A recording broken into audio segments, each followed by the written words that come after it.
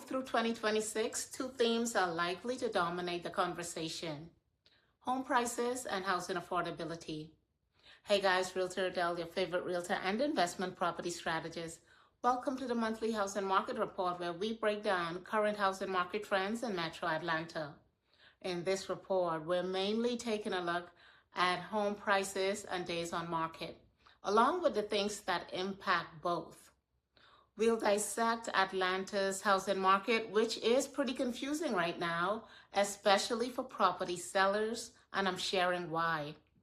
Finally, we'll end with a special message to both buyers and sellers on navigating the current environment.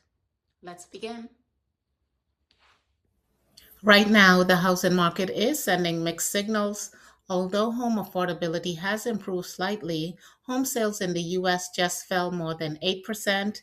Pending sales are down nearly 13%, and inventory continues to rise. Let's take a look at what this actually looks like data-wise. Starting with detached homes, which makes up the majority of the market. Highlighted, we have just over 5,200 new listings, 2,693 closed sales, days on market 53. Average sales price is $559,241. Month supply of inventory 3.5. With homes taking longer to sell, buyers have more time to consider other options and are not pressed to make hasty decisions compared to the fast-paced market of previous years. Although average sales price has increased year over year for single-family detached homes in Metro Atlanta, sellers must be mindful when it comes to pricing. Things like spiked interest rates, global and political tensions tend to negatively impact the market as a whole, which in turn trickles down to would-be home buyers and negatively impacts affordability. We're literally watching this dynamic in real time with a 10.4% increase on days in market. Overall, for detached homes, new listings are slightly down. About 3.8% fewer homes came on the market compared to last year. This could mean that sellers are still being somewhat cautious about listing. Buyer activity slowed noticeably. Pending sales dropped 14%, which tells us fewer buyers are currently going under contract. Closed sales declined slightly, down 2.6%, showing that overall transaction activity has cooled a bit. For condos and townhomes in Metro Atlanta, highlighted, we have just over 1,900 new listings, 722 closed sales, days on market 69. Average sales price $410,671. Month supply of inventory 5.6. With condos and townhomes, buyers in the Atlanta metro area have even more options when compared to detached homes.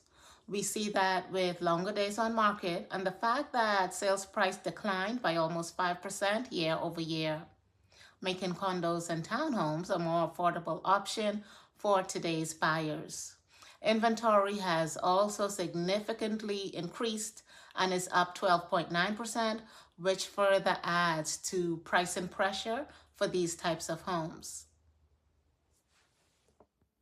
New listings increased slightly, up 1.2%, meaning more condo and townhome options are coming to market. Pending sales declined by 9.3%. Buyer activity has slowed in this segment as well. Closed sales dropped 10.8%, showing a more noticeable slowdown in completed transactions. In closing, the big takeaway is with increased inventory, buyers have a little more breathing room and homes are taking longer to sell. Buyers have more options than they did a year ago, and sellers need to be a bit more strategic with pricing and presentation. Although negotiation has re-entered the conversation and buyers do have more leverage, better negotiating power does not necessarily mean that buyers get everything. It means that reasonable offers get serious consideration. Terms matter again. I think a great theme for the housing market in 2026 is strategy. We're moving from an emotionally driven market to a strategically driven one.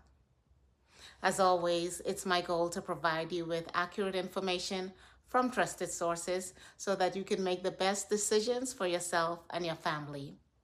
If you're thinking about buying or selling in the Atlanta area, the most important thing is understanding what the market is doing right now and how it affects your specific situation. The numbers only tell part of the story. Every neighborhood and property type can behave a little differently. If you found value in anything I've shared, please consider subscribing so you don't miss out on future videos.